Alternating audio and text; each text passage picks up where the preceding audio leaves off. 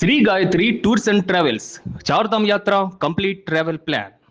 గురువుగారు మనం సాధారణంగా శివాలయంకి వెళ్ళినప్పుడు ముందు చక్కగా ఒక నంది ఉంటది. ఎవరికైనా కోరికలుంటే నంది చెవిలో కోరికలు చెప్తా ఉంటారు గదా! అసలు ఎందుకు గురువుగారు అలాగా? ఆనందాన్ని ఇచ్చేది నంది. నంది అంటే ఆనందాన్ని ఇచ్చేది అని. శివుడి యొక్క వాహనం. హ్మ్. నంది కథ అనేది మనకు తెలుసు కదా!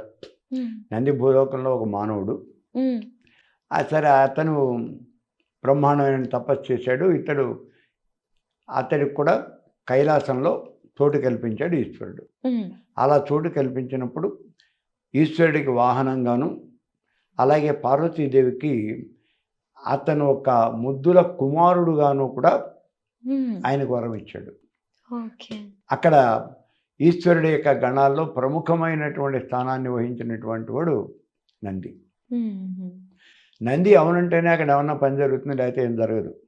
అంత హ్మ్. ఇంపార్టెంట్ ప్లేస్ ఉంది నందికి.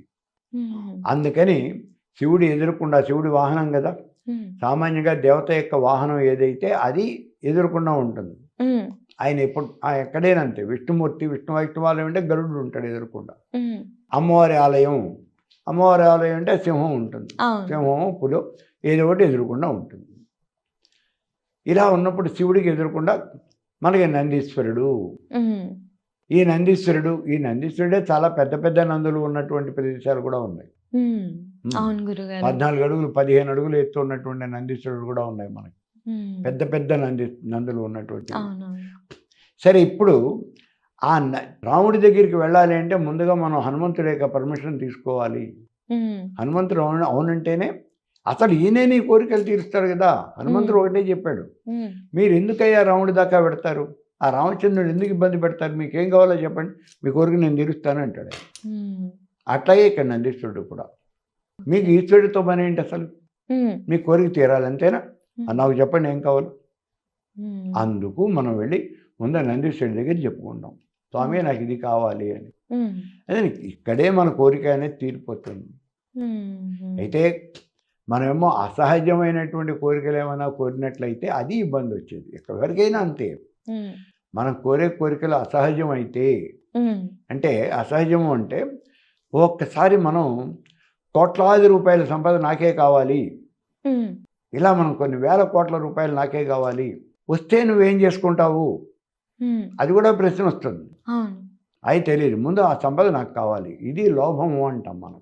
ఓకే. నాకే కావాలి, ఇంకెవరికి ఉండకూడదు అని అనుకోవటమే లోభం. హ్మ్. ఇటువంటి లోభంతో మనం అడిగేటువంటి కోరికలన్నీ కూడా అవి ఫర్ ది టైం బీయింగ్ నీకు ఫ్రూట్ఫుల్ అయినప్పటికీ కూడా, హ్మ్. అంటే ఆ కోరికలు నీకు తీరినప్పుడు కూడా దానివల్ల నీకు ప్రమాదం అనేది ఎక్కువ ఉంటుంది.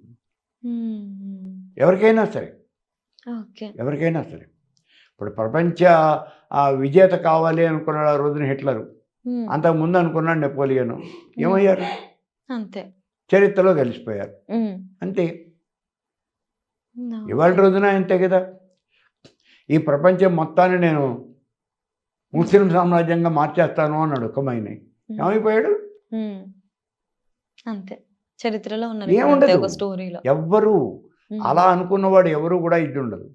అదే ఈ ప్రపంచంలో అడుక్కు తినేవాళ్ళు ఎవరు లేకుండా చేస్తాను, మీ అందరికీ నేను భోజన సదుపాయాలు కల్పిస్తాను, మీకు పని కల్పిస్తాను, అట్లా ఎవరైనా భావన చేశారనుకోండి, వాడు 10 కాలాల పాటు ఉంటాడు. చేయలేకపోయినా అతను చేశాడు అని 10 మంది, దానికోసం అతను పాటుపడ్డాడు అని 10 మంది చెప్పుకోమన్నా చెప్పుకుంటారు. అవునవును. ఇప్పుడు ఇలాంటి వాళ్ళ పేరు ఎవడు చెప్పుకోని కూడా చెప్పుకోడు. అవును. కాబట్టి మనం కోరినటువంటి కోరిక అనేది సహజమైనటువంటి కోరిక అనేది కావాలి. అది మాత్రం మనం చాలా జాగ్రత్తగా చూడాలి. ధర్మబద్ధంగా ఉండాలి. సమాజానికి హితవు కోరేట్టుగా నువ్వు బతుకు. అసలు ఇప్పుడు మన వేదంలో చెప్పింది కూడా ఏంటి, అది ఎవరు కరెక్ట్గా వీళ్ళు విషయాన్ని కన్వే చేయటం లేదు. వేదంలో ఏం చెప్పాడు, సమసమానత్వం, సర్వమానవ సమానత్వం, సర్వమానవ సౌభ్రాతృత్వం, విశ్వశాంతి, విశ్వ కళ్యాణం, అదే వేదంలో చెప్పినటువంటిది. దానికి సంబంధించినటువంటి కోరిక కోరుకోండి. నేను ఒకసారి ఎక్కడో చెప్పాను, వేదాన్ని గురించి ఉపనిషత్తుల గురించి తెలిసినటువంటి వాడు ఎవరైనా గొప్పవాడు ఉన్నాడు అంటే దేశంలో కమ్యూనిస్ట్ వాడే, ఇంకోటి ఎవరికి కాదు. ఎందుకని ఉపనిషత్తుల్లో ఏం చెబుతుంది, పరమేశ్వరుడు అందరి వాడు, అంతేగాని ఎవడికి ఒకటి సొంతం కాదు. ఈ చరాచర జగత్తంతా పరమేశ్వర స్వరూపమే అని చెప్తోంది. మరి కమ్యూనిజం అంతకన్నా ఏమన్నా గొప్పగా చెప్పిందే? ఏ యుద్ధమైనా అదే కదా చెప్పింది. అందుకే ఇక్కడ చెప్పేది సమానత్వము అనేది కావాలి, సౌభ్రాతృత్వం కావాలి. అలా ఇలా కోరినటువంటి కోరికలు ఏమైనా ఉంటే మీకు భగవంతుడు తీరుస్తాడు. అలా కాకపోతే అందుకే కొన్ని కోరికలు తీరటానికి కఠినమైనటువంటి తపస్సు చేయాలి అన్నాడు. ఇప్పుడు హిరణ్యకశ్యపుడు ఆ రోజున 12,000 దివ్య సంవత్సరాలు తపస్సు చేశాడు. ఎందుకు చేశాడు? నాకు చావు లేకుండా మృత్యువు లేని వరము నాకు ఇప్పింపవే అన్నాడు. అది జరిగే పని కాదు, అది తనకీ తెలుసు. అయినా సరే అడిగాడు. సరే చివరికి ఆ పని అవ్వలేదు. అదే అలా అవ్వకుండా ఓ పరమేశ్వర నాకు మళ్ళీ జన్మ లేకుండా చేయవయ్యా అని కనుక అడుగుంటే అన్ని సంవత్సరాలు నువ్వు తపస్సు చేయాల్సిన అవసరం కూడా ఉండేది కాదు. నీ కోరిక టకామని తీరిపోయి ఉండేది. ఇప్పుడు భగవంతుడిని నువ్వు శివాలయంలోకి వెళ్ళావు, కాళహస్తిలోకి వెళ్ళావు, శ్రీశైలంలోకి వెళ్ళావు, నీ ఇష్టం. బృహదీశ్వరాలయంలోకి వెళ్ళు, లేకపోతే అంకుర్వాట్ అక్కడ ఉంది కదా శివాలయం, అక్కడికి వెళ్ళు.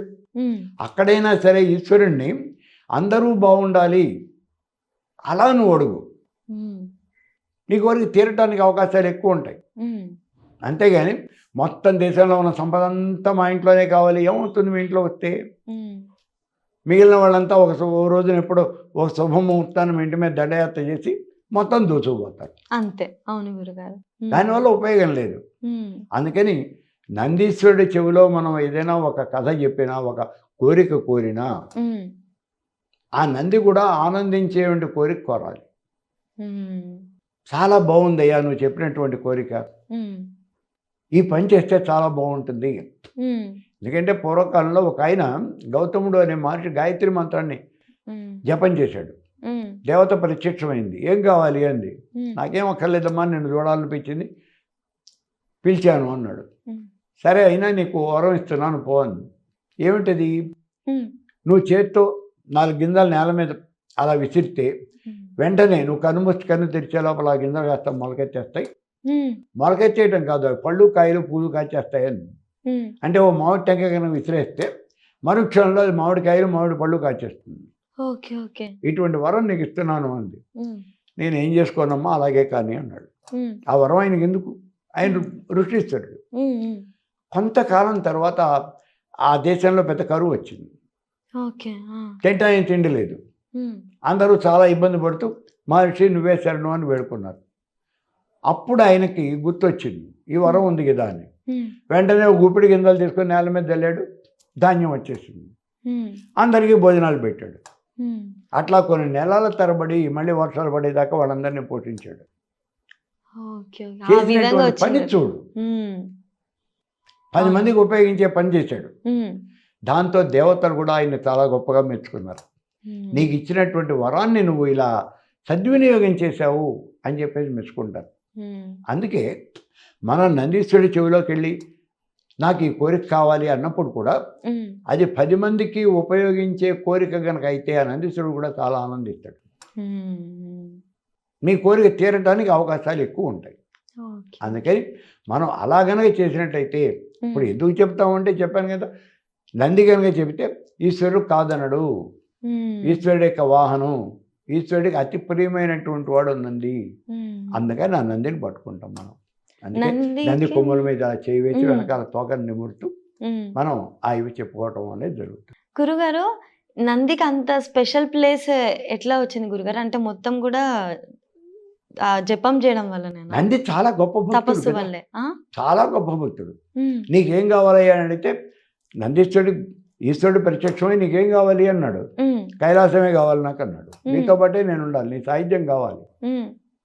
సర్వకాల సర్వావస్థల యందు నీకు సేవకుడిగా ఉండేటటువంటి భాగ్యం నాకు కలుగజేయవలసింది.